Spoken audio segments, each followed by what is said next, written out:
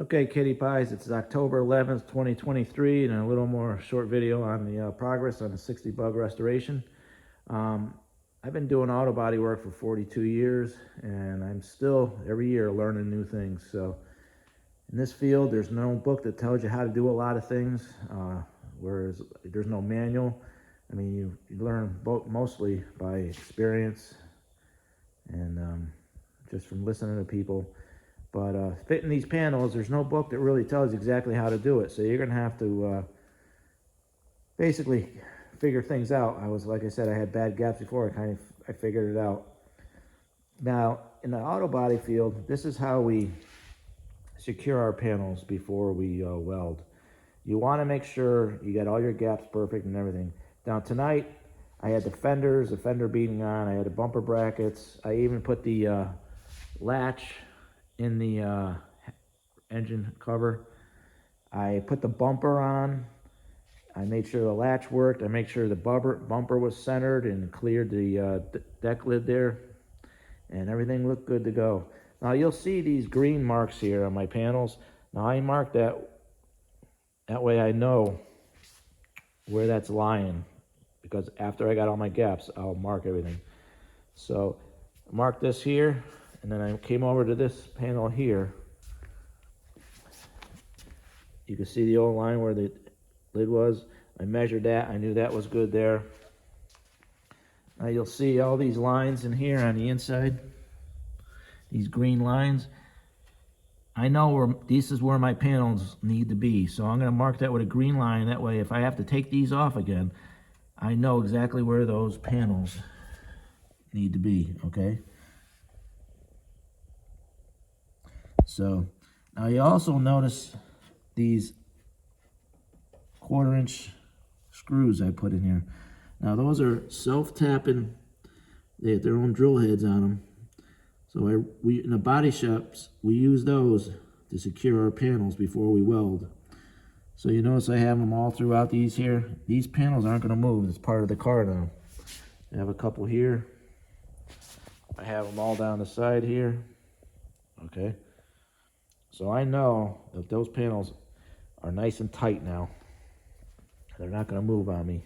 So if I ever had to take them out, I know I need to put them exactly in those holes again in order to line that panel up again. So it makes it nice and strong.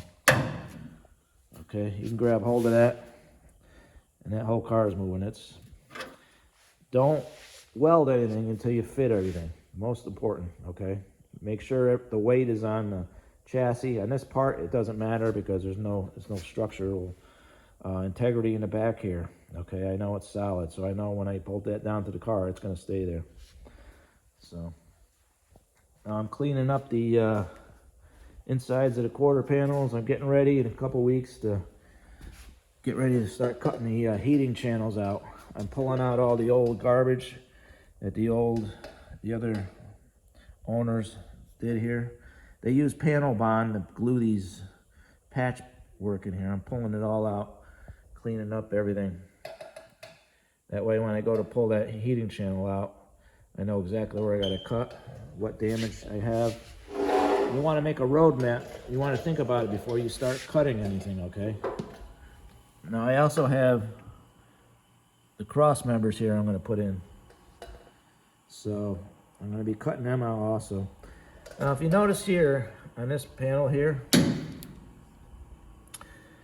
this is where the shock tower is. I drilled the spot welds out. I pulled that heavy duty piece out, and I actually cleaned that up. I'm going to be repairing some of that. That had a couple holes in it, but for the most part, that was pretty decent.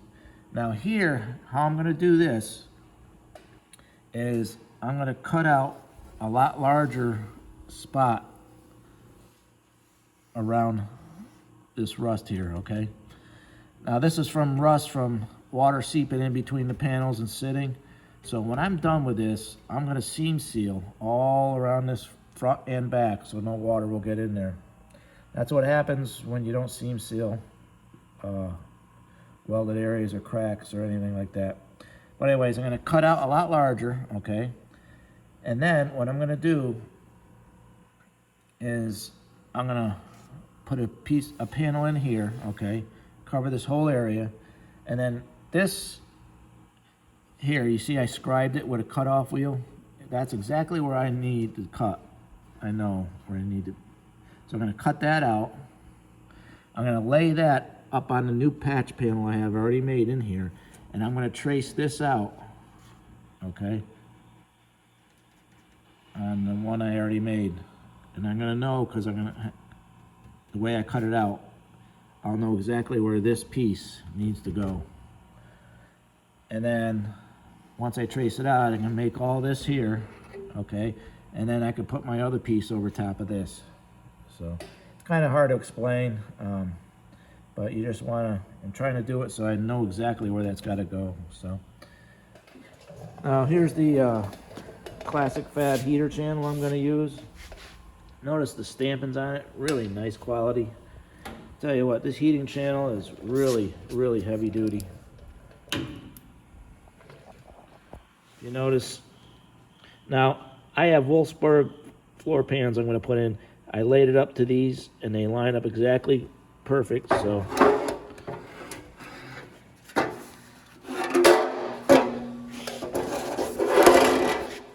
And what I like about these is they're really heavy duty. They got some weight to them.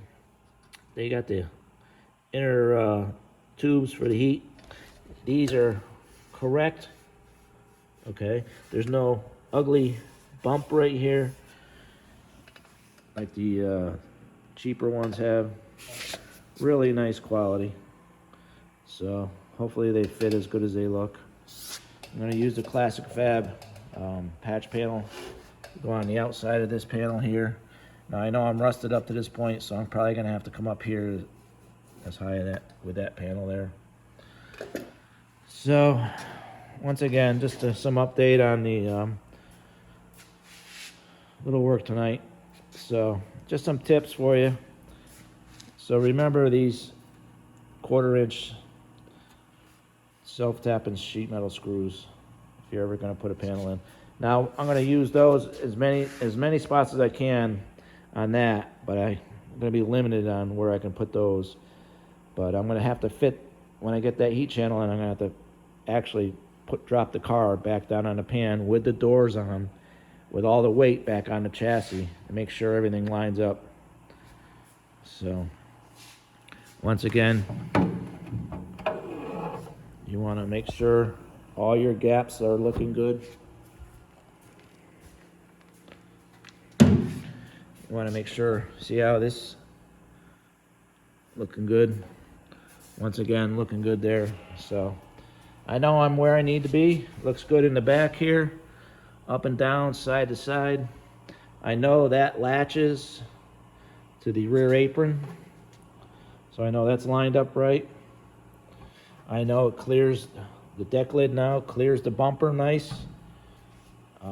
I know my bumper brackets fit in the holes and the fender's nice. I know the fenders seat up nice to this, so you have to fit everything. Just don't take it for granted and assume it's going to work, because once you weld that panel on there, you're in trouble. You're going to have to start cutting again and moving things. You're better off to spend the extra, if it's a day or two, it saves you so much time after the car is finally painted. You won't be chipping up your paint. You could just throw everything in and bolt it down. Good to go. You know all your gaps will be right. Everything is good. So just some tips on body work. And okay, kitty pies, I'll talk to you later.